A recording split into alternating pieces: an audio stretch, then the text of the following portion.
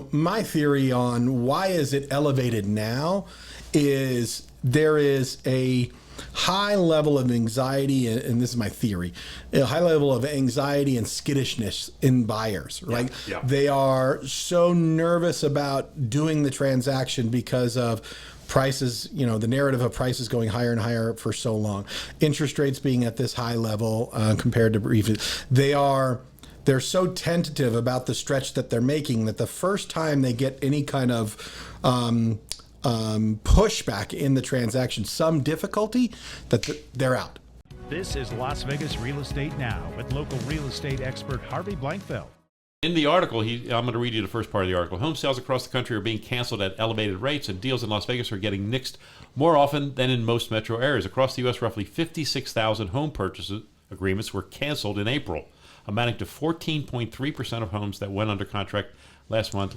Across the entire United States. Yeah. The cancellation rate was up from 13.5% a year ago, so it's up 0.8. 0.8. I mean, that's not huge. That's still a big number. It seems like a high cancellation rate. Atlanta led the country in cancel sales at last month at 20%, while Las Vegas ranked 8th at 18.6%, according to Redfin. Now that's more substantial, right? That's nearly 1 in 5. Yeah, I mean, that go into contract and cancel out for some reason. And there's a variety of reasons stated, and we're going to talk about some of them. Hey, I know Mark. Yeah, look at that one. Yeah, Mark Baker was quoted in this, and good for him. Yeah, Mark, he's a good lender. We've done business with Mark. Mark's a good guy. Yeah. And he was quoted in this. He says he's an originator from Cardinal Financial. Right. Among them, would-be buyers are making offers on homes before they see them in person and then bail on the deal after they've tore the property.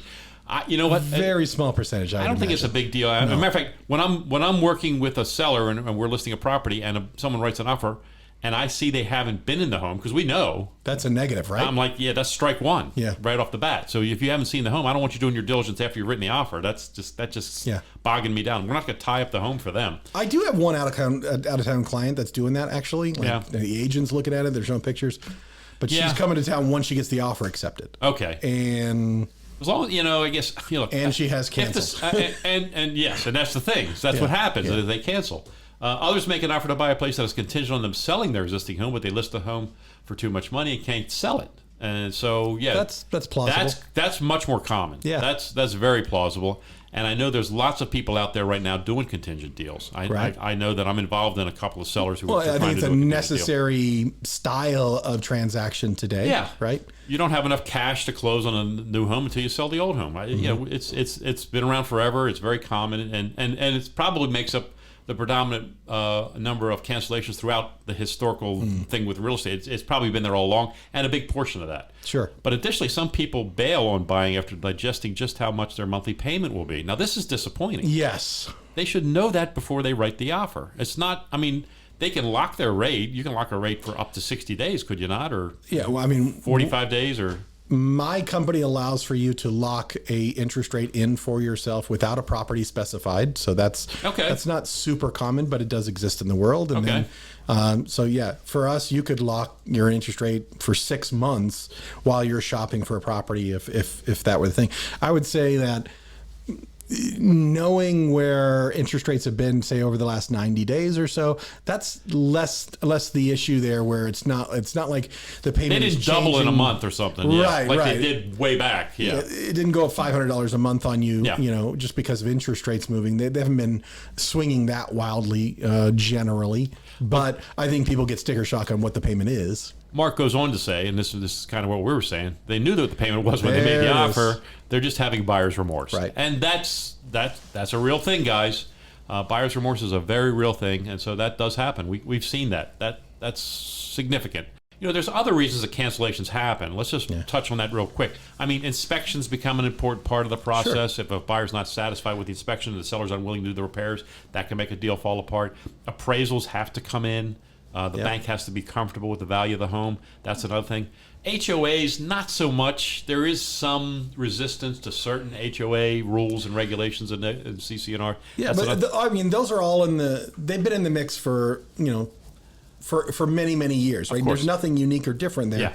And so my theory on why is it elevated now is there is a high level of anxiety, and this is my theory, a high level of anxiety and skittishness in buyers, right? Yeah. They are so nervous about doing the transaction because of prices, the narrative of prices going higher and higher for so long.